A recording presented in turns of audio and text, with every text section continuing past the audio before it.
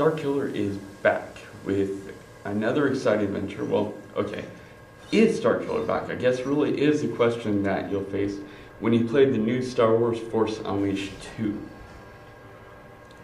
Not only is Starkiller back, so is Juno, General Coda, Yoda, your loving android that you built, and many other characters that you might remember from Force Unleashed 1. Plus, not only are the great force powers you had from the first one back, so are some new ones that are exciting, powerful, and make this game so much better than the first one. First off, let's talk about storyline. Vader, if you remember right, at the end of the first one, by the way, if you haven't played it, here's some spoilers, Starkiller was killed in order to save the Alliance and the people. Now, Vader has not been sitting around. Instead, he's been using a process to try to clone Starkiller to create a new one that is better than the original. And during this time, he has cloned many, and find out with the opening scenes, he's cloned many ones, and they failed. And the latest one almost succeeds, but still has that one fault of the emotional love that Starkiller feels for Juno.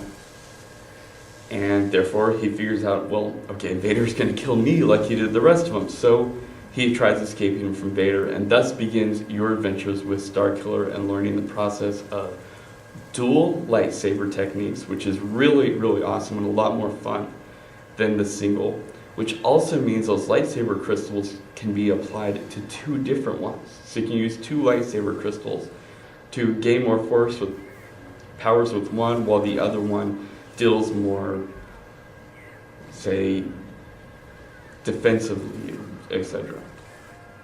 Your defensive stance with shooting, hitting things back is still there. Your ability to force grip and AT-ST and crush it still exists. Your ability to grab a TIE fighter and throw it at something really awesomely there. Graphics are about the same, except for this time you're adding in some cool close-ups of not only the QuickTime events, but also like when you're fighting a stormtrooper, you grab him and you thrust your lightsaber into him, and it pulls in and closes up on that as you do the movement. It's pretty cool. Also some other grapple techniques using some of like force lightning and also your force push. Also, they added in a really awesome one of the Jedi mind trick. It was really fun, the very first one. When you learn it, you tell a guy basically to throw himself out a window. It's kind of funny to watch, but you can use this power to turn some pretty powerful enemies onto your side so you don't have to deal with them. Because either they're going to kill everyone else off, or everyone else is going to kill them off, so you won't have to fight them either way. And so as you're going through those, also some great scenes of you get to fly through the air and do some battling and use your dash for that. Dash is back, and it's a little bit improved control movement, especially in the air. So there's some problems with that, and a lot better around this time.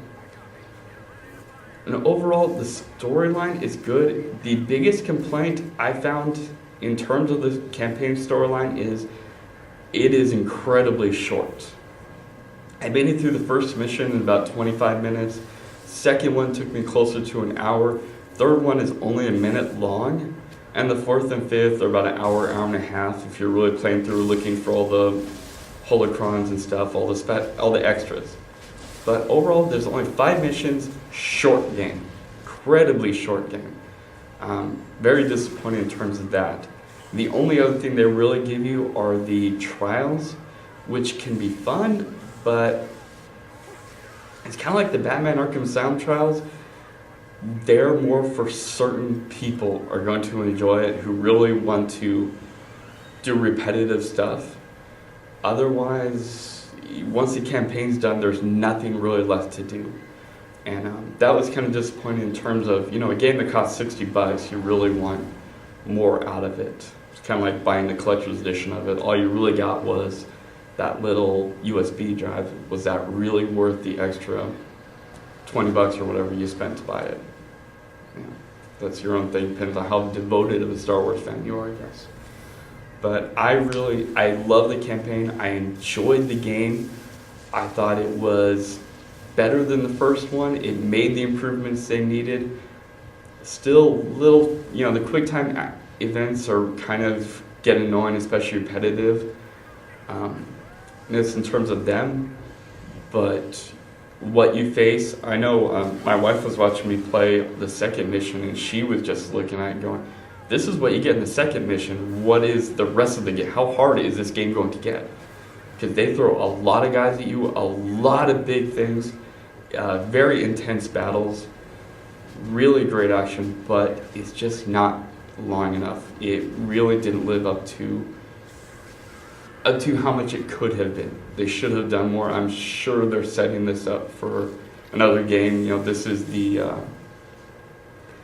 Attack of the Clones, or this is even better though is Empire Strikes Back of the Star Wars Force Unleashed area. We're going to see a third game where it's really the big thing, I'm sure, since Star Wars loves trilogies and Lucas loves trilogies. It's a good game, excellent. Go out and rent it. I would say if you're a big Star Wars fan, buy it, of course, because that's your thing. But overall, this is a go and rent game. You'll get through it probably in an afternoon or two.